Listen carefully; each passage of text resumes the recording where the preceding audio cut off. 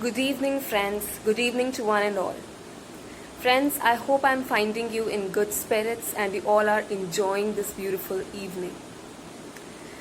Friends, today the topic that I want to introduce to you all, though it's a very old topic and you must be very interested in knowing about it, the name of the topic is Psychology Behind Love and Attraction. So friends, if you want to watch new videos which are based on psyche of human beings, and you are very much interested in what goes behind the person's behavior, why does a person behaves in a certain way, please like, share and subscribe to my channel. I will be highly obliged and I will be able to share my thinking, my knowledge and the information that I am very interested in sharing to all of you friends. So friends, why do we fall in love? And why do we get attracted to somebody? Attraction is one of the major causes of love. So friends, you must be thinking that what attracts you? And why do you fall in love? And what interests you? What intrigues you in a particular person that you want to follow that person, that you want to be with that person, that you want that person to stay with you for your entire life? So what are those factors? What are those causes? So friends, today I want to discuss on these topics. Friends, number one, I want to tell you about the triangular theory of love. The triangular theory of love was given by the psychologist Robert Sternberg. According to Robert Sternberg, there are three components of love: attachment, commitment, and passion. So, what is attachment, friends? Attachment is something which is related to closeness, intimacy. How much physically and emotionally do you feel that you are linked to that person, you are related to that person? Second is the passion. Passion includes limerence along with sexual attraction. Now you must be thinking that what is limerence? Limerence is a kind of a fantasy, it is a kind of desire that people, they want to have towards their object of attraction. And they want to get reciprocated. They want to be reciprocated by the person for whom they have romantic feelings, for whom they feel that yes, I want to stay with this person and I want to show my feelings of love for this person.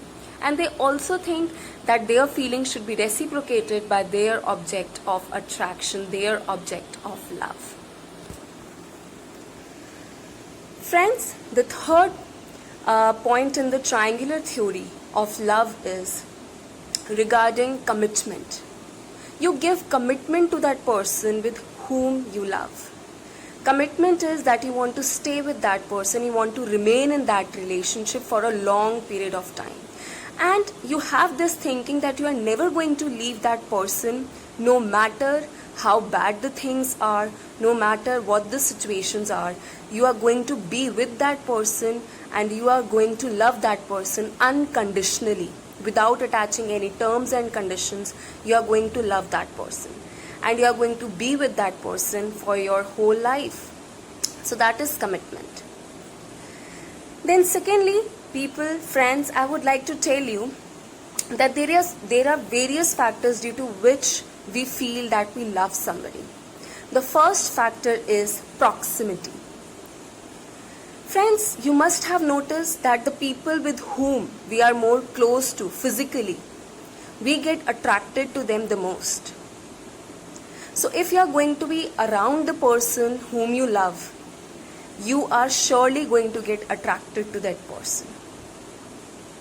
And whenever there is proximity, when you are close to that person in terms of physical space, then you feel that yes, you feel there is a kind of safety, you feel there is a kind of security with that person whom you see every day, with whom you sit every day, with whom you eat every day. You feel that you can trust this person And also you feel that because you see this person every day, you sit with that person every day, you eat with that person every day, you feel that this person should be there with you every time, because it gives you a sense of emotional security, emotional safety, that yes, you belong to somebody. There is a sense of belongingness, and then you also start getting attracted to this person. The second factor is familiarity. When your personality characteristics, your social characteristics, your social backgrounds, your thinking, and maybe even your occupations, they match with each other, then there is a sense of similarity. There is a sense of familiarity, that yes, you know this person, you are familiar with this person, and you will be able to adjust and compromise with this person in a very good way. Because whenever we are forming the relationships, the familiarity, the similarity, the similarity does come into play.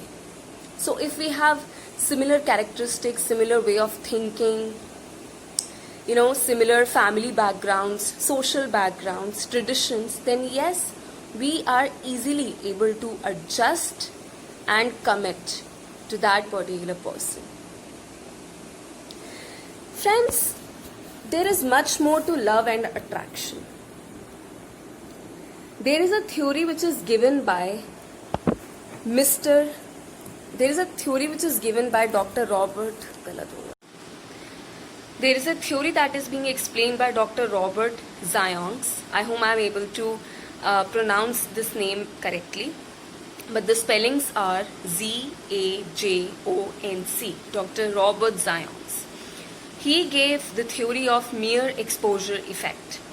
And according to this theory, if a person is faced with any stimulus on a regular basis, it can be a sound, it can be a person, then we are we are more prone to view that person or that stimulus in a very positive way. Now people, friends, you must be thinking that what exactly attracts us? Attraction. What is the psychology behind attraction? The first thing that attracts us is the physical traits of the person. How a person looks, the build of the person, how the person carries himself or herself, how is he or she able to present herself. And second are the social traits. How much social a person is, how many friends is a person able to make, the warmth, affection, such traits are being seen in the girls by the boys. And in the boys or in the male category, the girls see what are the job skills, communication skills that are there in a particular male. So friends, you must be thinking and you must be even introspecting that what all traits actually attract you. So kindly comment in the comment section below of my video and tell me what charms you, what attracts you about the opposite gender. Or even if you have an affinity towards the same gender, what are the features and what are the characteristics because of which you feel attracted to a particular person. Friends, there is one more theory, and this theory is social exchange theory. According to this theory, that people want to see the benefits and the costs in the relationships also.